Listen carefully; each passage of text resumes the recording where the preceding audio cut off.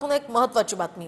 Dance bar प्रकरणामध्ये आरोपांची राळ उठलेल्या योगेश कदमांना आता उपमुख्यमंत्री एकनाथ शिंदेंनी साथ दिली आहे, त्यांची पाठराखण केली आहे। योगेश, चिंता करू नकोस, मी तुझ्या पाठीशी आहे असं वक्तव्य एकनाथ शिंदेंनी केलंय।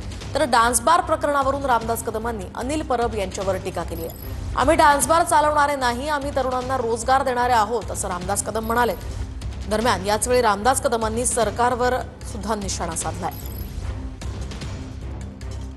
खोर जर दुसऱ्याला चोर म्हणायला लागले तर कसं व्हायचं?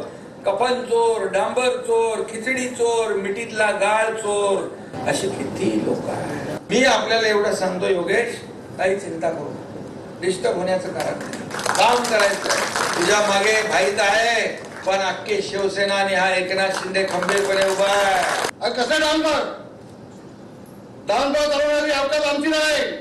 आम्ही लोकांचे संसार उद्ध्वस्त करत नाही, आम्ही लोकांचे संसार उभे राहतो, ते आमचे आव्हान आहे। चालवायला दिलेल्या एखाद्या माणसाने कोणाची चूक केली असेल, काय त्याला म्हणतात, काळा जांभूळ ना, टकल्या, बेडूक आणि हा दापोलीला यायचा। दापोलीला शिंदे साहेब, आपल्या सभागृहामध्ये नियम आहे, 35ची नोटीस दिल्याशिवाय कुणावरती आरोप करता येत नाही।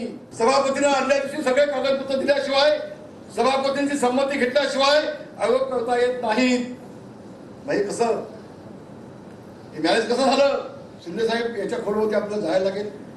मला एक संशय असा आहे की एकनाथ शिंदेच्या मंत्र्यांना बदनाम करण्याचं कटकारस्थान कुठं रचलं जात आहे की काय, हा संशय देखील माझ्या मनामध्ये आहे। काय पैसे मिळत नाही कोकणाला?